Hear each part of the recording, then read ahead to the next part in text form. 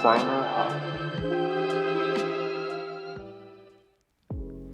前回までは改めて19世紀イングランドの社会背景について話してきました。今回はようやく社会主義について話していきます。はい、ずっと背景の話をしてたんですけれども、みんながこの社会どうしていけばいいかっていうのを考えていて、で民衆がその政治的なことを考えれるような体制、参加できる体制も整ってきたよねっていう話をしてましたと、でその中で大きな社会問題の一つっていうのが資本主義を前提としたこの産業革命だったりとか、社会の在り方っていうところにあったよねっていう話でしたね、でこの資本主義体制っていうのを否定するものとして出てきたのが社会主義という概念なわけですよね、で、その社会主義って何だろうっていう話なんですけど、やっぱその一言で答えるのって難しいわけですよ、いろんな派閥もあるし、いろんな定義もあるし、ただその資本家と労働者の間でめっちゃ格差があるこの19世紀イングランドの資本主義社会ですよね、っていうのは真逆でリソースだったりとか富ですよね、っていうのを社会全体で共有して管理していきましょうと。そうすることで平等な社会を作っていきましょうっていう、そういう思想だったりとか運動として社会主義っていうのは捉えられるかなと思います、でやっぱどうしても日本に生まれて生きて教育を受けている僕たちっていうのは、なんか自由主義とか資本主義とか、一定この西側諸国が信じている価値観ありますよね、でその逆の社会主義っていう印象、どうしてもソ連とか中国とか独裁みたいなイメージが強いじゃないですか、なんでいろいろノイズがあるんですけれども、労働者とか失業者を助けていこう、救済していこうっていうそういった思想が社会主義の始まりとして、とりあえずこのモリスが生きた時代の19世紀の資本主義に対するアンチテーゼの考え方っていう理解で進めたいなっていうふうに思います。いけそうです。いけそうですかね。で、社会主義といえばマルクスなわけですよね、で1848年ですよね、マルクスとエンゲルスが共産党宣言っていうのを発表しますと、でマルクスがすごいどうしても有名なので、なんか社会主義を作ったのはマルクスみたいなイメージもあるかなと思うんですけど、マルクス以前から社会主義という考え方はありましたと、で実際にマルクスがどういうことを言ってたのかってもうとんでもなく難しくて、時間も足りなければ僕たちの勉強時間も足りないのでここは一旦省きます、古典ラジオのマルクス・エンゲルス編を聞いてくださいぜひもうあれ以上のアウトプットは僕たちにどうしても今は出せないので、そうですね、とりあえずここに関しては省きます。で、同時にラスキンの著作も読まれてましたよね、この時代、で、この時に、どうしても労働環境とか環境破壊の問題っていうのもあったんですけど、あれですね、前回も話にありましたが、ヨーロッパ諸国が後追いで産業革命してきてるわけですよ、イングランドの優位性みたいなのもなくなってくる状況だし、で実際に経済も不況に陥っていくわけですよね、徐々に、っていういろんなネガティブな要素が重なった時に、じゃあ資本主義のこの次のステージとして僕たちはどういう社会を作っていきたいか、それは社会主義だっていう、こういう言説ですよねが当時多くの支持を得たっていう、こういった背景があって、やっぱ当時の知識人にとって社会主義っていうのはもうめっちゃホットトピックだったっていう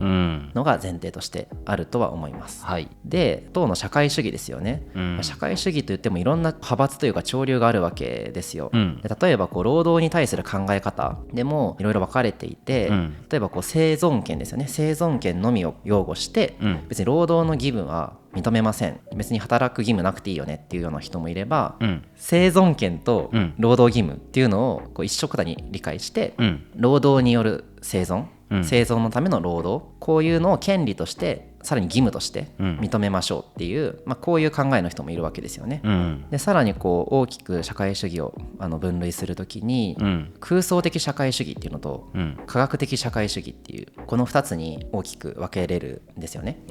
で空想的社会主義って、簡単に言うと理想主義というか、自分たちの理想の社会の在り方を提示しているんですけれども、その手段が割と机上の空論に思えるよねみたいな話だったりします、でここでちょっとロバート・オーウェンっていう人を紹介したいんですけれども、ロバート・オーウェンっていう人がいましたと、で1771年生まれなんで、ラスキンとかモリスよりも全然前の世代の、被ってるけどぐらいの人ですね、でこの人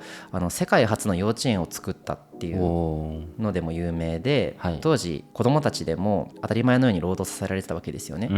で彼自身も紡績工場、糸を紡ぐ工場ですよねを経営する実業家だったんですよ。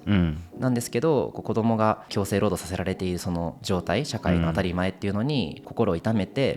働かなきゃいけない子どもたちのための法整備ですよね、そういったものに尽力した人物として知られてます。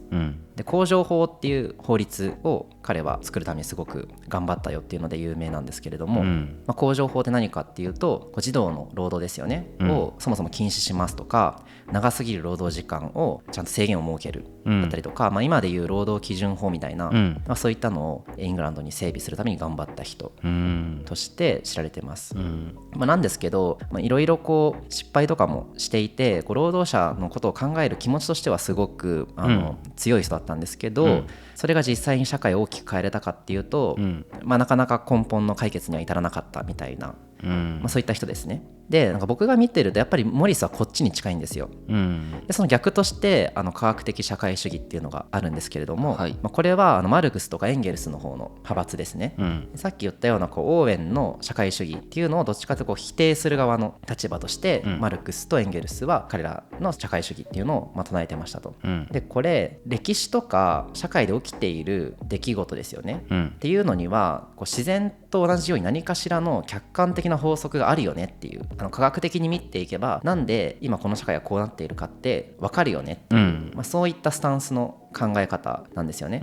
つまり資本主義のメカニズムっていうのをもう徹底的に分析する、他の人たちが今までやってこなかったレベルで非常に変態的に分析をして、それを元にして資本主義の次の社会について考えていこうっていうのが彼らのスタンス、で後々ちょっとモリスの話もしていきますけど、やっぱりモリスにはここまでの科学的な視点っていうのはなかったように僕は思うんですよね。どうしても自分の理想っていうのをとりあえずこうあった方がいいよねっていうのをぶつけているような、なんかそういった活動の仕方かなっていうふうに思います。ここまで話してきたように、いろんな社会主義っていうのがやっぱあったわけですよ。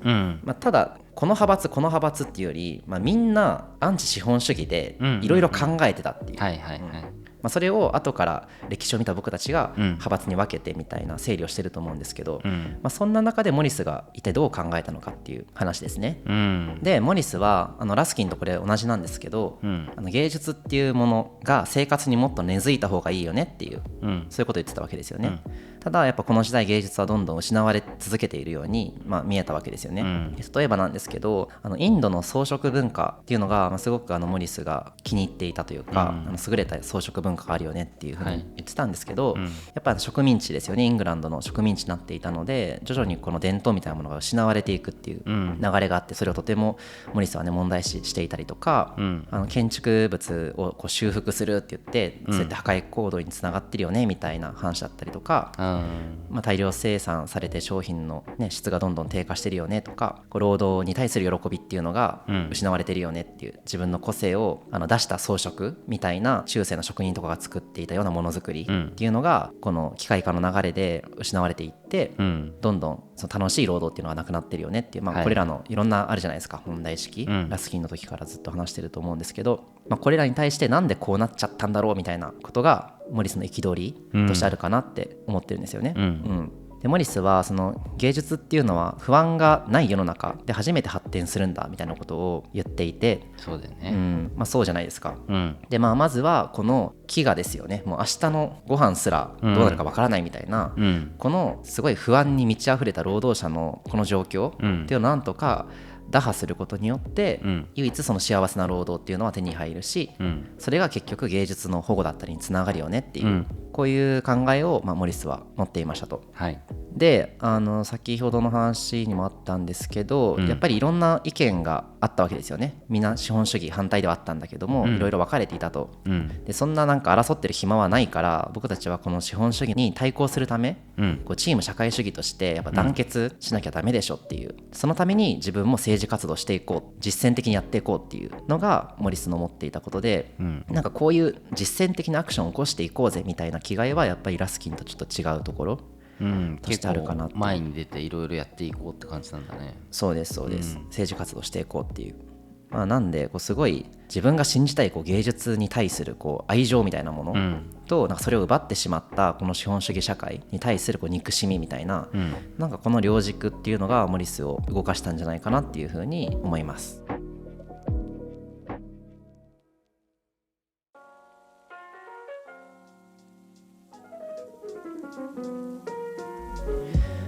はい、というわけで、そんな中じゃあモリスが具体的にどんな活動をしていったのかっていう話をしていければなと思います。はい。でモリスのその最初の政治的な発言って言われるのが、その東方問題協会っていう協会があるんですけど、はい、組合ですよね、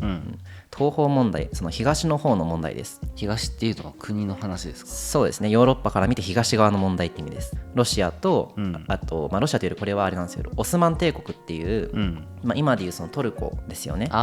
大きな帝国があったわけです、それがもうすごい昔から強かったわけなんですけれども、これが徐々にその弱まってきたんですよね、オスマン帝国の力っていうのが、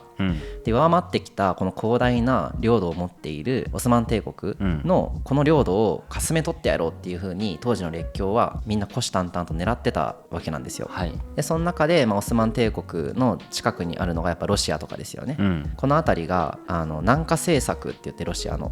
ロシアってその不凍港って言われる冬場でも凍らない港っていうのが欲しかったわけですよね、ロシア寒いんで港がどうしても冬に凍っちゃうと、冬場船を出せなかったりとか、で軍事行動もできないわけですよね、船を使ったっていうのが、割とそのロシアの慢性的な問題としてあって、そのためにどんどん南に領土を広げて、凍らない港を手に入れようっていう、そういった動きがあってオスマン帝国にこう手を出している状態だったんですけど、それされて困るのがやっぱりイングランドなんですよね、で当時そのオスマン帝国が抱えてた問題として、いろんな民族が住んでたんですよ、ギリシャ人とかアラブ人とか、スラブ人とか、だからあれです、その今のギリシャとかも当時オスマン帝国の中に入ってるんですよね、そうなんですね、みたいな感じ、今のトルコよりもずっと広い領土をイメージしてほしくて、でこの時代ナショナリズムが流行ってきてるって話をしたじゃないですか、で、各々苦労してるんですけど、やっぱり日本とかイングランドとか島国で民族もある程度限られてるこういった国っていうのは国民国家の形成が割と簡単だったんですよね。そうだね。一方でこういう広いしいろんな民族がいていろんな言語があるみたいなオスマン帝国とか、そういった国っていうのはすごくここに苦労したわけですよね、っていうのがベースとしてどうしてもオスマン帝国の力が弱まってきたと。でロシアもそれを狙っていると、でイングランドはそれを防ぎたいと、っていうので起きたのがクリミア戦争ですね、クリミア戦争が1853年に起きた原因としてこの東方問題っていうのが挙げられますと、でこれにはイングランドも参戦して、オスマン帝国と一緒にロシアと戦ったんですよね、基本そのオスマン帝国の領土をロシアに取られたくないので、イングランドはオスマン帝国に味方したいんですよ。そうですね、っていうのが当時の情勢としてありますと、なんですけど1876年ですね、に事件が起きます、4万人のそのブルガリア人ですねがオスマン帝国のその軍の人たちに虐殺されたっていう事件が起きます、でこれが明るみに出てヨーロッパ各国がこのオスマン帝国の非人道的な動きにすごく反発を示すわけですね、でまたロシアもオスマン帝国を狙ってるわけです、南下政策で、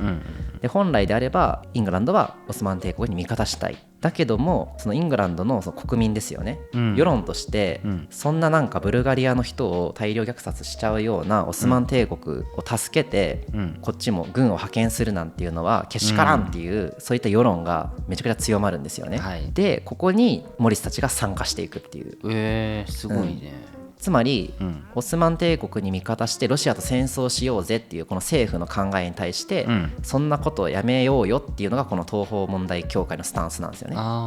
理解しました。っていうのがあって、日刊紙デイリーニューズっていうのがあったらしいんですけど、そこに、抗議文として英国とトルコっていう文章を投稿したりして、言論の分野でモリスはここに介入していくと、基本的に圧政とか残虐性の高いもの、こういったものにすごくそれは悪だっていうふうに彼は言ってっていて、うん、戦争反対だっていうのが、彼のスタンスとしてありました。はい、でなんかどうもすんごい熱の入りようだったらしくて、うんこう講義演説とかするんですけど、うんもう聴衆はそのモリスが何言ってるか分かんないぐらいこう激高しているというか取り乱した、そういった様子だったっていうのが記録に残っているみたいです。でこの教会には、そのラスキンとかあとダーウィンですよね、種の起源のダーウィンとかそういう著名人がすごいですね、参加していたっていう、そういった活動です。うんで結果としてそのイングランドはそのオスマン帝国への支援を取りやめるんですね。でこのあとこのいざこざでロト戦争、ロシアとトルコの戦争、ロト戦争っていうのが起きたりとかするんですけど、結果的にモリスたちのこの活動っていうのは実を結ぶわけですよ。イングランドがオスマン帝国の支援をやめるっていう意味で、っていう意味でこう集団で政治的なこう行動ですよね、起こすこと、これってなんか俺たちやれんじゃんっていう、めっちゃいいじゃんっていう、そういった、一つ成功体験としてありますね。であとはジョン・ラスキン編の時にも話してたんですけれども、国古建造物保護協会っていうのを作ります、古い建造物を保護する協会ですね。こうイングランドではやっぱ教会だったりとか昔の建物の修復をしていこうっていうのが、トレンドとしてあったんですけれども、どうしてもそれが適当な仕事だったんですよね。歴史をこう重視しない建築家の手によって修復されていく、これは破壊運動だっていうことを言ったわけですよね。でこの別名削り取り反対活動っていう風にも呼ばれたみたいなんですけれども、でこの委員会にはもちろんジョン・ラスキンも参加してますし、でモリスがこの組織の名誉事務局長になったということで、その他にもですね、全国自由主義同盟だったりっていう組織ですね、加盟して会計委員を務めるだったりとか、いろんなこう政治運動に精力的に取り組んでいくようになっていきます。急にねデザイナーだったのに